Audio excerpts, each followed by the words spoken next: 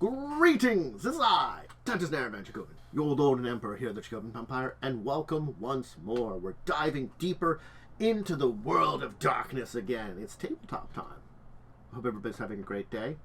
I hope you're enjoying yourself. If you're joining me live on Twitch, of course, hey Twitch, a follow would be great. And of course, if you're joining me later on afterwards on YouTube, hey YouTube, always like you being here too.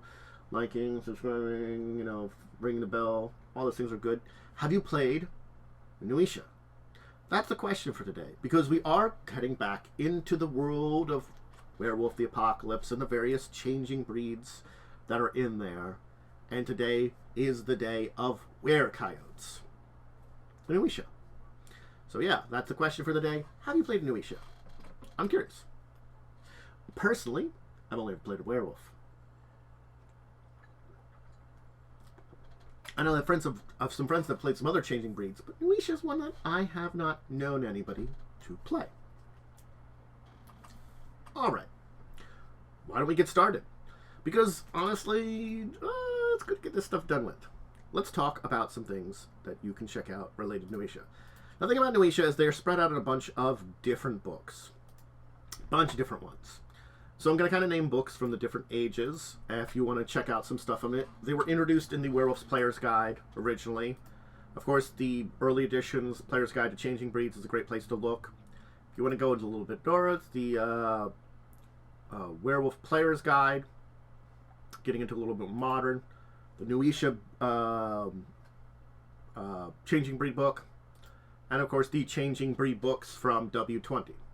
A couple other sources that you can look for information, of course, is the Frontier Secrets, which is a Werewolf Wild West book, and from Mind's Eye Theater, Laws of the Changing Breeds 1, which gives Nuwisha Corax and Bastet. So there you go. Let's talk about the Nuwisha. And to talk about the Nuwisha, which, again, are... Let's talk about their history. I guess that's the best way to put it. Because Coyote is the one that has given them a purpose. The average Nuwisha appears a trickster at most. And a violent slapship trickster. But their idea is that they're educating the other changing breeds, or using whatever pranks they have to strike back at the worm. That's the point of a Nuwisha in a way. And this is the purpose handed down to them by Coyote. They keep that trickster mentality, but they're teachers. Teach through their tricks. And so, if we look at the history of the Nuwisha, it is a history of trickery. And that has been from before the War of Rage to even after. And yes, anybody that's observing one or communicating one would question whether or not a Nuwisha is being true with them when communicating. So the cosmic gesture of the changing breeds. They point out folly, they uncovering weakness of other shapeshifters through their tricks. Yeah. I'm back to not taking her. I'm back to, yeah. Some claim that their tricks and their attempts at playing devil's advocate is what kind of drove the werewolves, the Garo, to their rage during the War of Rage, but that doesn't really matter. That could just be rumors related to Nuwisha. The fact is, when the War of Rage began, they fled to the Umbra. They chose to flee, rather than stay and die at the werewolf's claws. Most of them do feel that they are not to blame for instigating the War of Rage. They do take credit for ending it, though. They also claim to understand the Triad better than anyone else, that the Coyote is the real face of the wild, and he created the entire universe as a cosmic joke. That no one, including the Nuwisha themselves, can kind of par back the lies and get to the very truth of existence. And since the Exodus, 100 Nuwisha can remain in the physical world at one time. And that's another fact that can be hard to understand.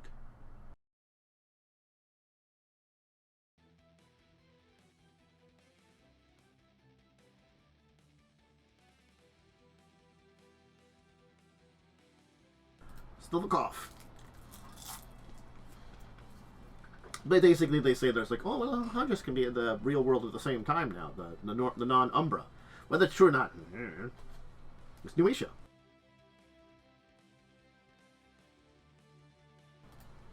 For the longest time, Nuwisha stayed only in North America, near their animal kin. They avoided the Three Brothers, the tribes of Garu native to the continent, other infiltrated packs masquerading as scrawny werewolves to prank the warriors out of their hubris. Still others used the Garu as a violent punchline in a series of jokes, turning against worm spawn. You know?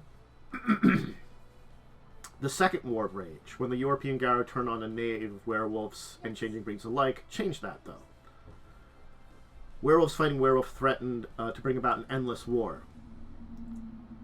And so Nuwisha did what they could to redirect those violent urges on both sides against the worm. Still, the intertribal battles raged on. Only when the Storm Eater threatened to destroy North America were they finally able to unite the Garu and end the war between them.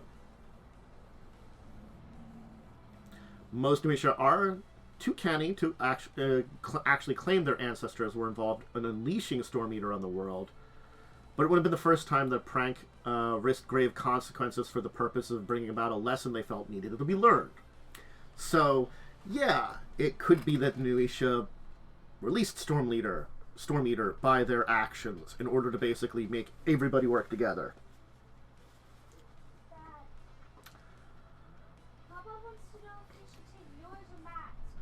In modern times, Nuwisha can still consider North America home.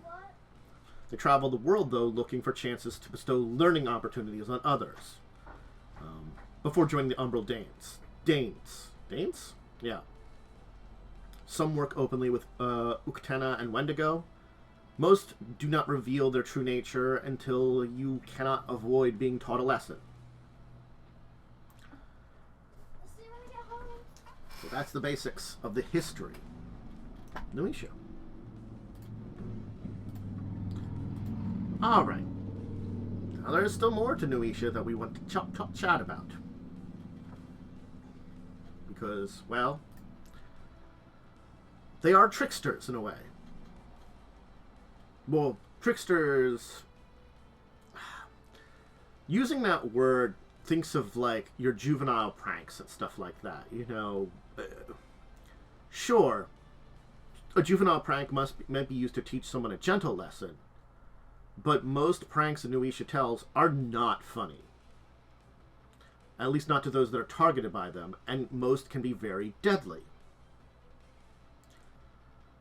Some of the best ones are slaps of gags, like crushing people under heavy objects or having them hold a stick of dynamite.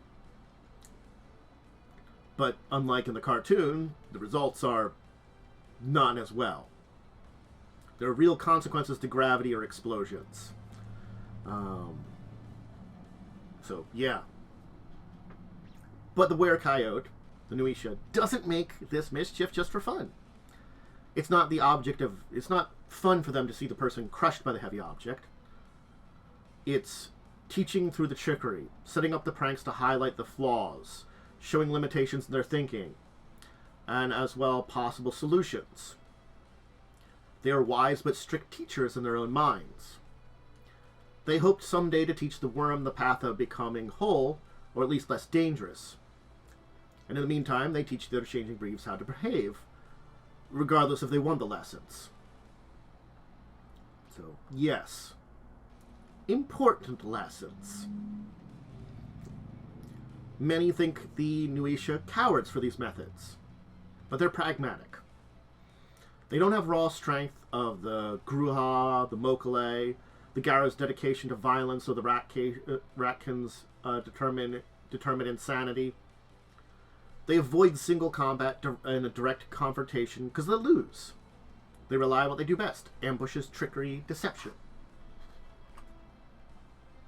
Now, Nuwisha do claim to be the first shapeshifters to learn to travel the gauntlet, and have taught Gaia's children that trick.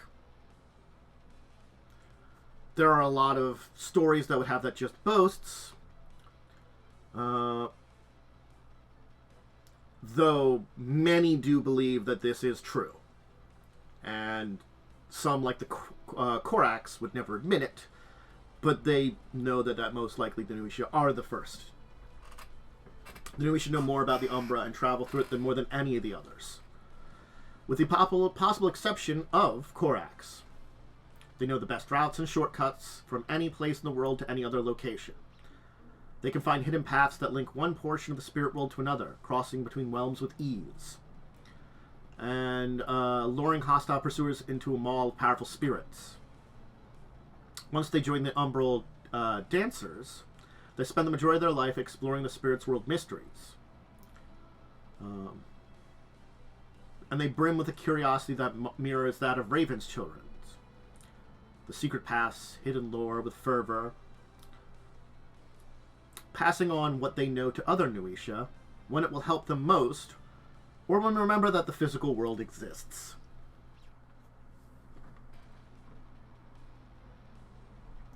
Let's talk about how the Nuwisha are organized. And I did focus on the Changing Breed books today. So they don't really have organization, not like a lot of other Changing Breeds. They don't really have a hierarchy either. A Nuwisha that's very clever, has a lot of renown, will have respect from others, but no one really obeys without question. They might listen to suggestions, and that's about the best for the rank structure. You give some good advice, and maybe they listen to suggestions. Individuality is a very big, important thing for a Nuwisha. And that extends to mentoring younger ones, too.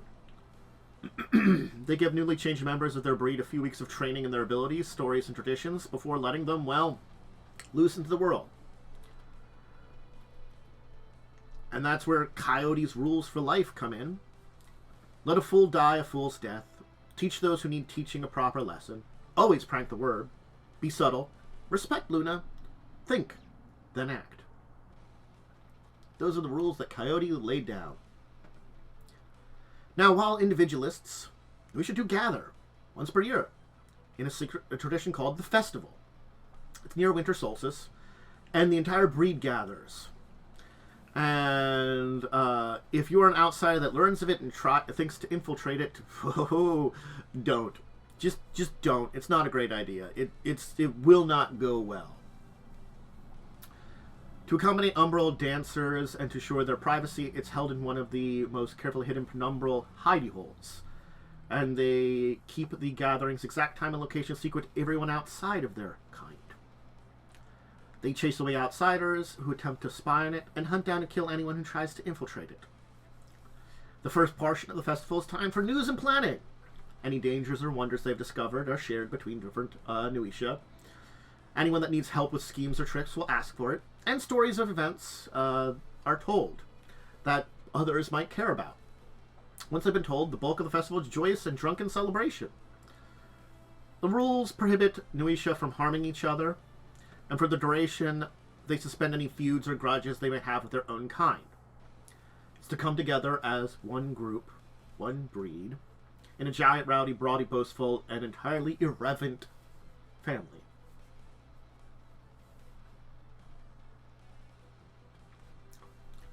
So the exact number of Nuwisha that exist today is completely unknown. The festival is the time to take a census, but it is really chaotic. So it's kind of hard for anybody to take a head count at all. Because of ancient pacts sworn to spirits in the Coyote at the end of the War of Rage, only 100 can be on Earth at one time. Thus the vast majority of them dwell in the Umbra. One can only return from the Umbra to the physical world when less than 100 others are currently there. Those who live permanently in the spirit world have to perform the rite of dancing and become umbral dancers. They care and study the Umbra and learn a variety of special gifts that allow them to better understand and manipulate the spirit realm. They do have the ability to communicate with other Werecoyotes even through the gauntlet. They do not share the gifts with Nuwisha who haven't performed the rite. There are some secrets they keep, because they don't believe that Werecoyotes are worthy of dancer secrets before performing the rite themselves. And some bliss believe that the secrets of the umbra are for the dancers alone, because it's the secrets of the umbra. They're in the umbra all the time. The Nuwisha on Earth focus their attention there, and the umbra is left to the dancers. They do hold a fragile, often contingent fabric of the Nuwisha society together, as it is. They relay information and requests between different individuals, especially if it's a time much before a festival when that could kind of be done. They also proved the use of places in the umbra, while leading agents of the worm astray and concealing powerful and sacred places within the spirit world from those that would do them harm. They fight with cunning and guile like all other Nuwisha. That's what they're due. And again, they have nothing against working with others. But the vast majority of them wouldn't put the good of the group before their own needs. That concept's alien to them. Each has their own agenda and goals, their own personal totem, an aspect of coyote that exemplifies how they choose to live. Doesn't mean they're not willing to risk death or even sacrifice in life for something they believe in. But they'll only do it if it's their choice. Not because someone asked, and not because they were ordered to. Garou tend to say Nuwisha have no respect for authority, and they agree. Many never form packs, and even when they do, it's pretty loosely related, the bonds between them. They still prefer to work and live alone rather than cooperating in a pack.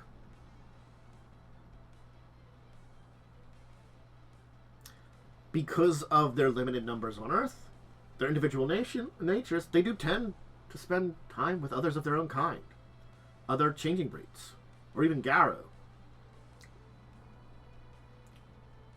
But, like with their kin, they form strong bonds with particular individuals.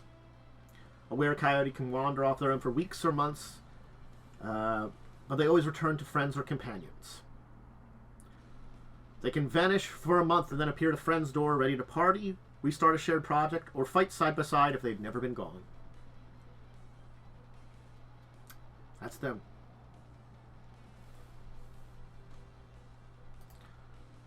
So, let's talk about some more information. A little bit of overview of their groups. Because we're not going to talk about their totems, we're not going to talk about their gifts, we're not going to talk about their rites. You can always look into those in any books there. I'm going to talk about their breeds, auspice, and forms. There are two breeds. Hamid and Latrani. Hamid, of course, are those that are born from humans. Unlike a lot of other Hamid-based changing breeds, there's not a lot of trauma and bloodshed. The first change involves a sudden understanding of how much more fun they can have, basically. Fortunately, this is followed by a realization that their fun comes with a responsibility to teach and make their pranks meaningful. Coyotes of the Latrini are more common than wolves in North America, and Latrini are considerably more common than Lupus Garou. They grow up curious and playful, and oftentimes the first change occurs just as the consequence of their curiosity is about to catch up with them. Now, for whatever reason, be it that they Nuwisha don't see each other very often, or they have no, stick together, or other spiritual reasons, there is no metis for them. Now, auspice, well, if you were to consider an auspice for any coyote, it would be Ragabash, for every last one of them. And it's because of an ancient trick that Coyote played on Luna. Basically, she sees all Werecoyotes as Ragabash Garou. They can learn Ragabash gifts and increase their ranks as the Ragabash Garou, with humor replacing honor. So that's their auspice. Now they do have 5 forms. They have the Hamid form. For a long time, the vast majority of Nuwisha came from Native American stock. But these days the blood has spread to every ethnicity. Most tend to look scrawny and rather trail-worn in their hominid form. The Sitsu, they gain several inches in height in their near-man form. 10 to 20 pounds of muscle.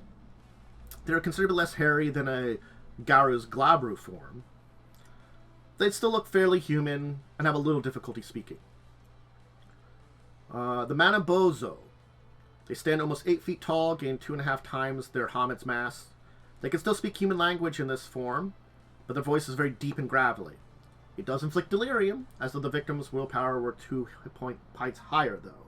So not as terrifying as the werewolf's Krynos. The Senda, it looks like the nearly extinct red wolf. It's like larger than a coyote, stronger than the Latrini form, but smaller than gray wolf. They can't speak, but they can mimic other sounds, including laughter, screams, and the cries of animals. And of course, their Chini is an ordinary coyote. And that's their forms, their auspices, their breeds.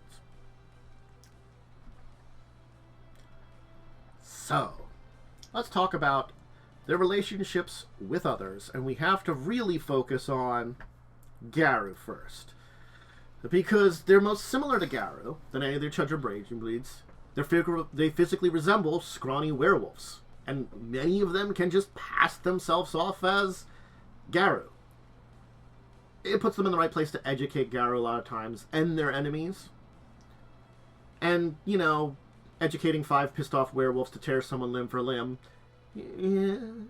Their victim doesn't feel like they've learned a lesson for very long, but the ones that were tricked, you might learn, you know, how to avoid that same fate. Ragabash is what Werecoyotes tend to pass off as, you know, with a little bit of a cruel and unusual sense of humor. There are some werewolves who are exceedingly familiar in Nuwisha that can tell the difference between the two, but you have to be that familiar with them. Now, most Nuwisha can't endure the hierarchy of Garu and the insistence on social structure for very long, but as long as they can put up with the attitude, they can keep masquerading, attend moots, befriend Garu, learn secrets, and occasionally lend aid, maintaining a cover as a scrawny werewolf. In addition to the practical value of these interactions, many enjoy the deception as a simple thrill of putting one over on a foolish Garu. So it's sort of like, yeah, you know, we get together there, but I'm also like, you know, pulling the wool over your eyes.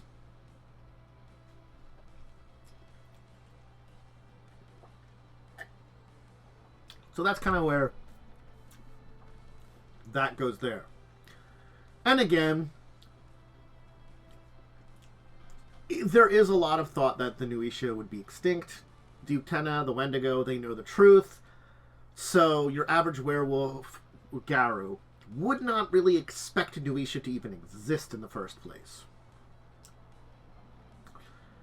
Now, Nuwisha do interact with the other changing breeds. They travel, they disguise, they interact around the world, and gain notoriety and enmity from a lot of them. I mean, you know, the enmity and notoriety usually occurs after they've left the area, leaving the tricked behind to either be confused at the odd stranger or enraged that they got the best of them and escape scot-free. Though, Nuwisha are on good terms with the Gruul and the Korax. 2 beings that were very umbral related. It's kind of interesting to think about that there, too. But, there you go. There's some basics on the Nuwisha. You know, they're an interesting group because they are pranksters. But practical pranksters. You know, it's one of those things that it's very hard to distinguish a practical prank, one that's meant to teach a lesson, and an important lesson.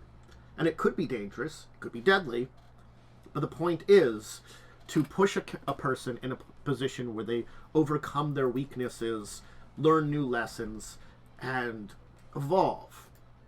And that's the point of the Nuwisha.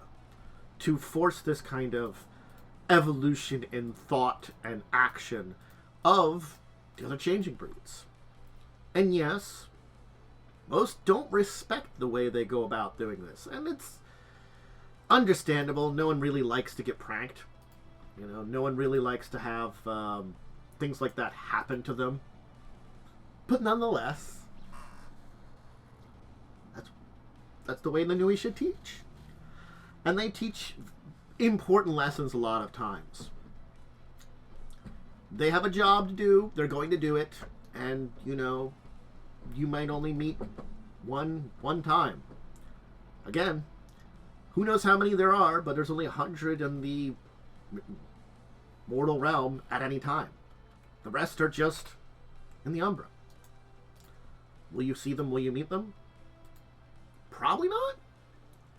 Very little chance. No real reason to. But if you get into some situation where a lesson needs to be learned, well, a Nuwisha might be there to teach you it. Anyway. Alright. Let's leave it off there. I hope you enjoyed learning about the Nuwisha. They're definitely a fun one to talk about.